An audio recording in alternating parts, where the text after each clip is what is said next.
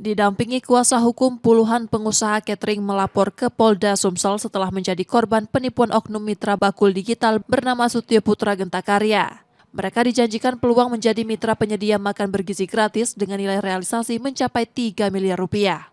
Terlapor merekrut korban dari Palembang, Ogan Komering Ilir, Ogan Ilir, Lahat, dan Banyuasin. Para pengusaha diminta menyiapkan dana talangan sebagai modal, mengikuti seminar sosialisasi MBG, hingga mentransfer dana puluhan juta rupiah. Mereka juga telah menyiapkan dapur produksi sejak akhir 2024, namun program tak kunjung berjalan dan terlapor sulit dihubungi. Jadi kami melaporkan tipu gelap dari oknum yang membawa program untuk MBG. Dan iming-iming itu sehingga mereka meminta dana di depan untuk nantinya memberikan kerjasama dan memberikan nanti titik-titik untuk MBG, sehingga bapak-bapak ibu-ibu ini juga disuruh buat dapur.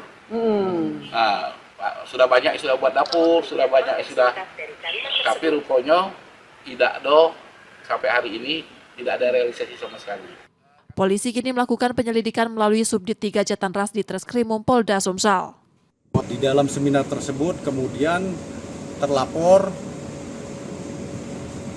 menjanjikan kepada si korban bahwa terlapor dan kawan-kawan ini bisa menjadikan para korban ini sebagai mitra dari MBG.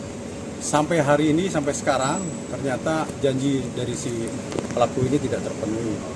Kemudian Polda Sumatera Selatan saat ini masih mempelajari setelah menerima laporan ini, kemudian nanti akan melakukan penyelidikan lebih lanjut. Para korban berharap laporan mereka segera ditindaklanjuti, mengingat total kerugian hampir mencapai 500 juta rupiah. Reski Oktora, Muklas Diferensial, Kompas TV, Palembang, Sumatera Selatan.